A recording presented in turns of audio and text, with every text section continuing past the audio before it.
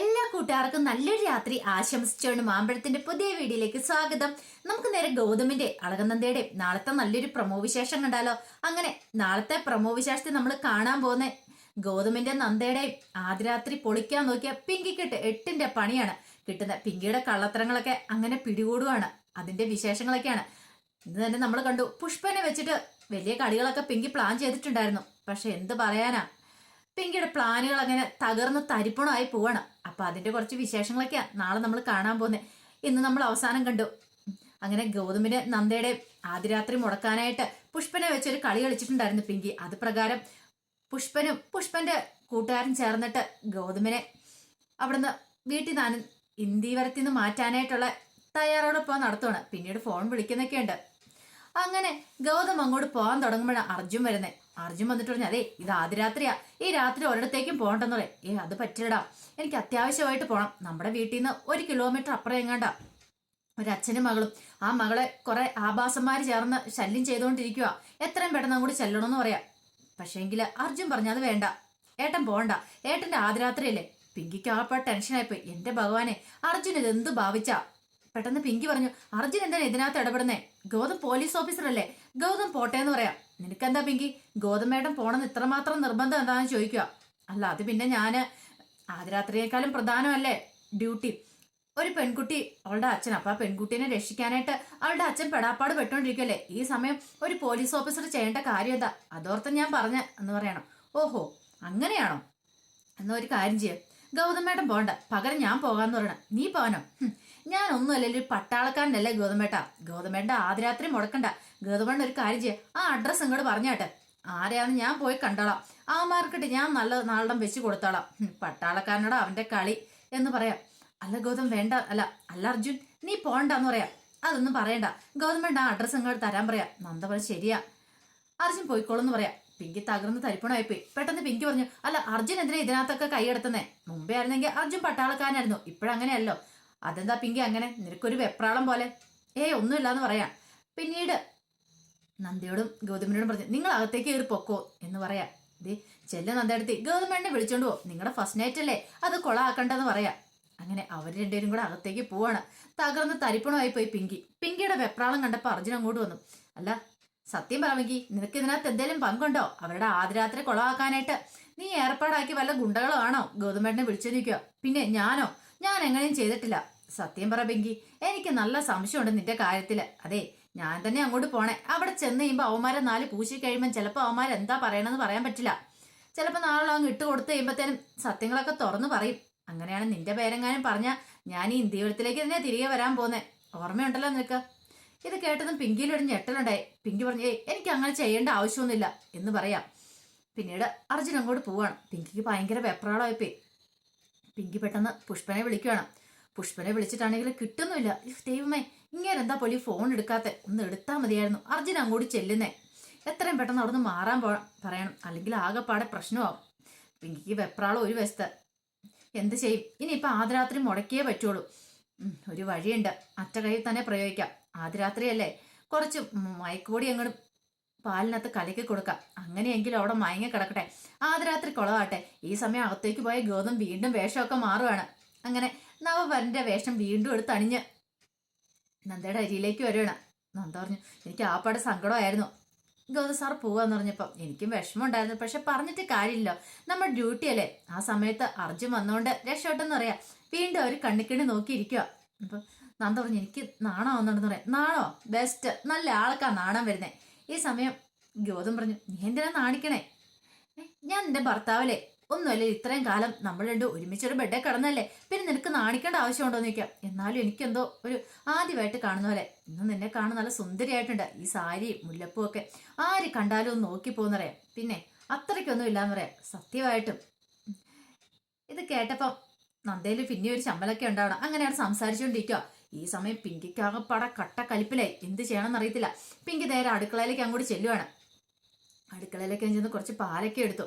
അപ്പം നേരത്തെ ചില മരുന്നുകളൊക്കെ മേടിച്ചു വെച്ചിട്ടുണ്ടായിരുന്നു. അപ്പം ആദ്യരാത്രിയാന്ന് അറിഞ്ഞു കഴിഞ്ഞപ്പോൾ തന്നെ പിങ്കിക്ക് അറിയായിരുന്നു എന്തേലും പണി താൻ ഒപ്പിക്കണം, അല്ലെങ്കിൽ ഇവിടെ ആദ്യരാത്രി മുടക്കാൻ പറ്റില്ലെന്ന്. അങ്ങനെ കൊണ്ടുപോയി പാലിനകത്തേക്ക് കുറച്ച് മയക്കുപൊടിയെ കലക്കുകയാണ്. അങ്ങനെ കിടന്നങ്ങ് ഉറങ്ങട്ടെ, ഇത് കൊണ്ടേ കൊടുക്കാം. പക്ഷെ താൻ കൊണ്ടേ കൊടുത്തിട്ടുണ്ടെങ്കിൽ സംശയം ഉണ്ടാവും. അത് പാടില്ല, പവിത്രനെ കൊണ്ട് തന്നെ കുടിപ്പിക്കാം. പവിത്ര ഏറ്റവും പറ്റിയ ആള്. പവിത്ര കൊണ്ടേ കൊടുക്കുമ്പോൾ അവർക്ക് പ്രത്യേകിച്ച് സംശയങ്ങളൊന്നും തോന്നൂല. അങ്ങനെ പിങ്കി പൊടിയൊക്കെ നന്നായിട്ട് കലക്കി പിന്നീട് പവിത്രനെ വിളിക്കുവാണ്. എന്താ എന്താ പിങ്കി ചേച്ചിന്ന് ചോദിക്കുക. അല്ല, അവരുടെ ആദ്യരാത്രിയല്ലേ, ഈ പാല് കൊണ്ടേ കൊടുക്ക്. അല്ല, ഞാൻ പാല് കൊണ്ടേ കൊടുത്തായിരുന്നല്ലോ അമ്പേ.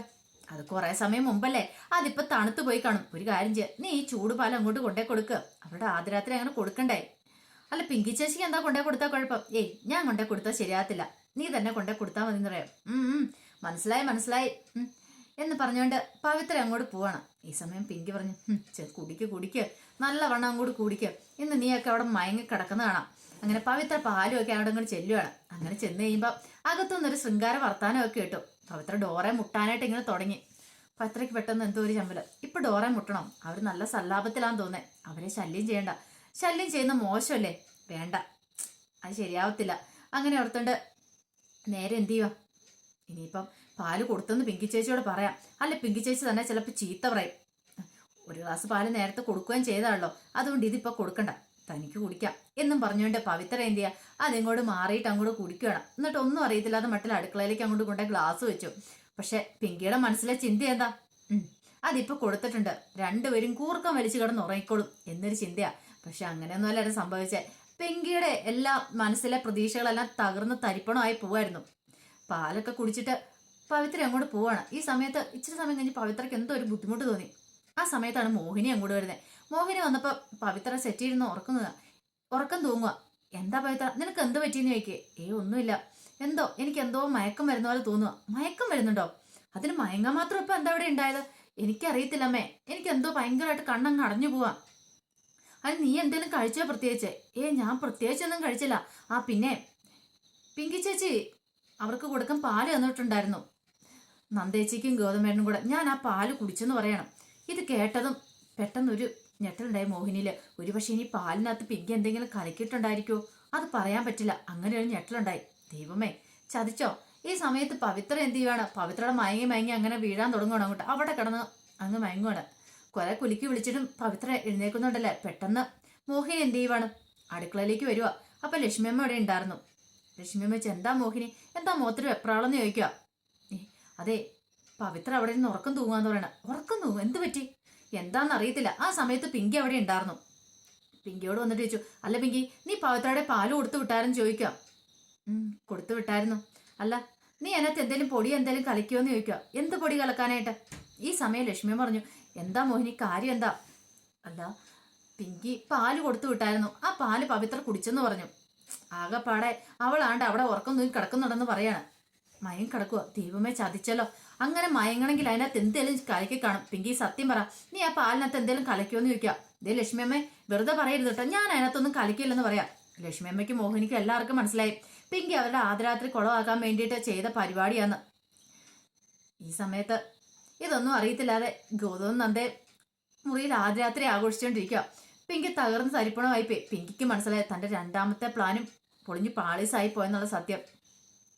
പിന്നീട് ഗൗതം പറഞ്ഞ അഡ്രസ്സ് അനുസരിച്ച് അർജുൻ നേരെ ചെല്ലുവാണ് അവന്മാരുടെ അടുത്തേക്ക്. അങ്ങനെ ചെന്ന് കുറെ സമയം ബെല്ലടിച്ചു കഴിഞ്ഞപ്പോഴാണ് രാധാകൃഷ്ണൻ വന്ന് കഥക് തുറന്നേ.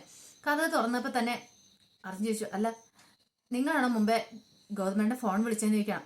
അതെ സാർ, ഞാനാ വിളിച്ചതെന്ന് പറയണം. അല്ല, നിങ്ങളുടെ മകളെ ആരോ ശല്യപ്പെടുത്തി എന്ന് പറഞ്ഞു കേട്ടല്ലോ. ആ ശല്യപ്പെടുത്തിയായിരുന്നു, ഇപ്പോൾ അവിടെ കിടന്ന് ഉറങ്ങുക സാർ, അവർ പോയെന്ന് പറയാണ്. ഓഹോ, അങ്ങനെയല്ലേന്ന് ചോദിക്കണം. അല്ല, നിങ്ങൾ മാത്രമേ ഉള്ളോ, ഇവിടെ വേറെ ആരും ഇല്ലേന്ന് ചോദിക്കാം. ഇല്ല, ഞാനും എൻ്റെ മകളും മാത്രമേ ഉള്ളൂ. എന്നാൽ ശരി, ഇങ്ങോട്ട് മാറിക്കേ, ഞാനൊന്ന് മകളെ കയറി കാണട്ടെ എന്ന് പറയണം. വേണ്ട, അതെന്താ, വേണ്ടെന്ന് പറഞ്ഞില്ലേ, അവള് കിടന്ന് ഉറങ്ങുക എന്ന് പറയണം. ഓഹോ, അന്നാ എനിക്കൊന്ന് കയറി കാണല്ലോ എന്നും പറഞ്ഞുകൊണ്ട് അർജുൻ അങ്ങോട്ട് ബലമായിട്ട് അങ്ങോട്ട് കയറുവാണ്. അയാൾക്ക് മനസ്സിലായി കളികളൊക്കെ പാളി എന്നുള്ള കാര്യം. ഇത്ര സമയത്തപ്പോഴല്ല, ഈ സമയം പുഷ്പൻ അവിടെ മറിഞ്ഞു നിൽക്കുന്നുണ്ടായിരുന്നു. പുഷ്പന് വല്ലാത്ത വെപ്രാളം. പുഷ്പൻ നോക്കിക്കഴിഞ്ഞപ്പം ഗൗതമല്ല വന്നിരിക്കുന്നത്, പകരം മറ്റേ അർജുനെ പുഷ്പനെ കണ്ടുപോലെ പരിചയമല്ലോ. മനസ്സിലായി താൻ പിടിക്കപ്പെട്ട് കഴിഞ്ഞെന്നുള്ള സത്യം. അപ്പൊ എന്ത് ചെയ്യണമെന്ന് അറിയത്തില്ല, അത് പുഷ്പനും അകത്തിരിക്കുക.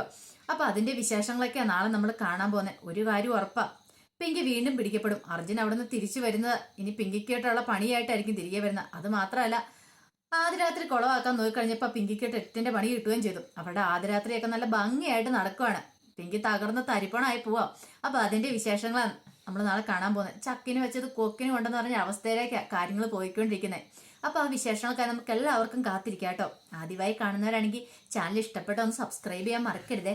അതോടൊപ്പം തന്നെ കണ്ടുകൊണ്ടിരിക്കുന്ന എല്ലാവരുടെ സപ്പോർട്ടിലേക്കും തുടർന്നും പ്രതീക്ഷിച്ചുകൊണ്ട് എല്ലാവർക്കും ഒരിക്കൽ കൂടി നല്ലൊരു രാത്രി ആശംസിച്ചുകൊണ്ട് നിർത്തുന്നു. നന്ദി.